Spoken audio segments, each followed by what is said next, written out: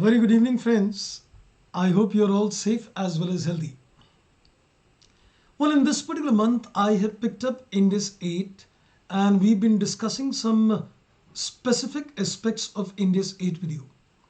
My first concentration on Indies 8 has been on the accounting policy. We'll be talking about accounting estimates and the correction of errors in the coming videos. Today in this particular video, I am going to talk in terms of accounting for a change in accounting policy. Is it a retrospective accounting? Are there any exceptions to the concept of retrospective accounting? Can we do a prospective accounting when a company changes an accounting policy? Let's find out all these details in this particular video. कहते हैं या तो आप अपने experience से सीखिए या फिर दूसरे के एक्सपीरियंस से सीखिए। अपने एक्सपीरियंस से सीखने में समय लगता है और कभी कभी आपको इसके अंदर कॉस्ट भी पड़ सकती है, लेकिन दूसरे के एक्सपीरियंस से ना तो आपको कॉस्ट पड़ती है और ना आपको इसके अंदर अपने ईयर्स लगाने पड़ते हैं। अनअकैडमी आपके लिए लेके आ रहा है सीए रचना रनाडे के साथ एक rendezvous with the finance Maestro.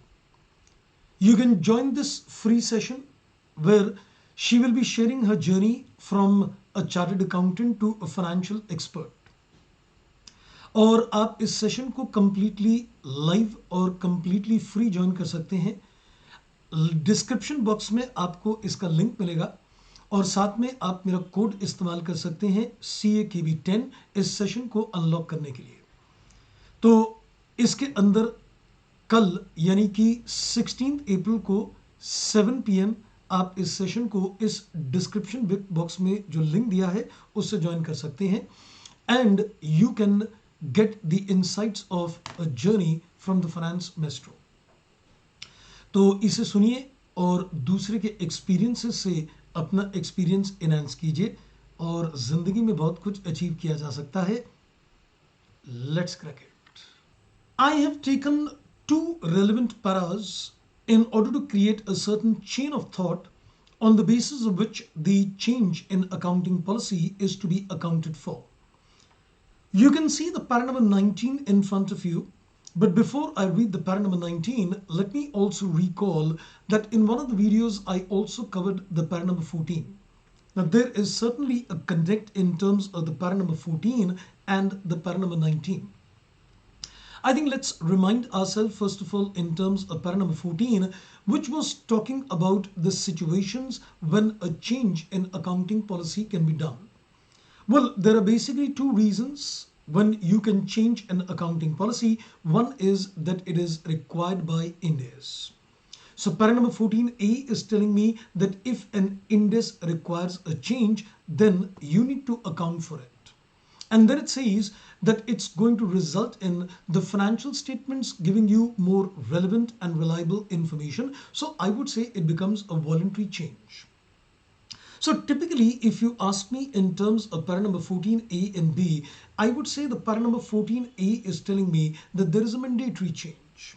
And the para number 14B is telling me that it is supposed to be a voluntary change. Now, keeping that in mind, let's have a look at the para number 19. In para number 19, it says subject to para number 23, where we are given the accounting. It says in clause A, entity will account for a change in policy resulting from the initial application of an Ind AS in accordance with the specific transition provisions in that Ind AS. Now, if you remember, when I was discussing para number 14A, I gave an example of Ind AS 1116 coming instead of Ind AS 17.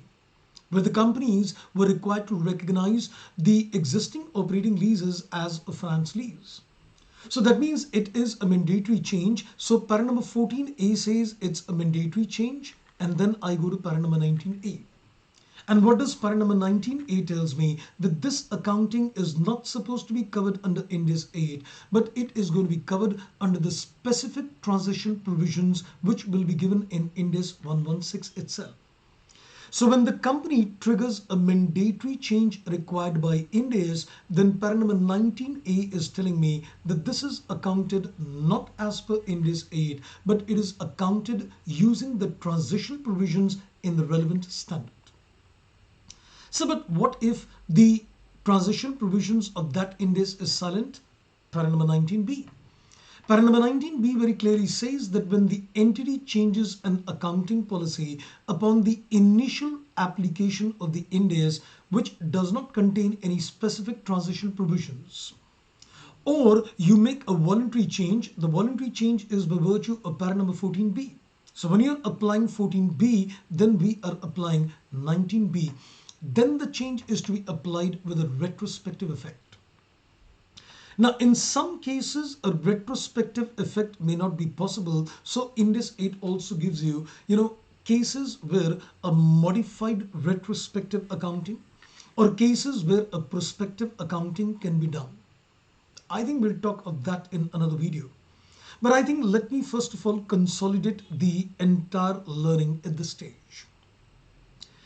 If it is a mandatory change by virtue of 14A, you go to para number 19A.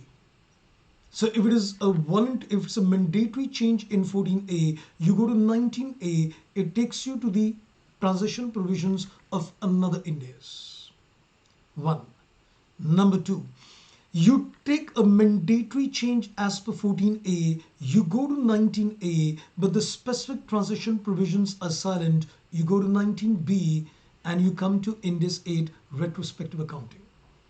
So when you make a mandatory change by virtue of 14A, you either enter into 19A, which takes you to the specific provisions of that Ind AS, or you go to 19A and it fails because specific transition provisions are not given. You come to 19B, you apply Ind AS 8 retrospective accounting.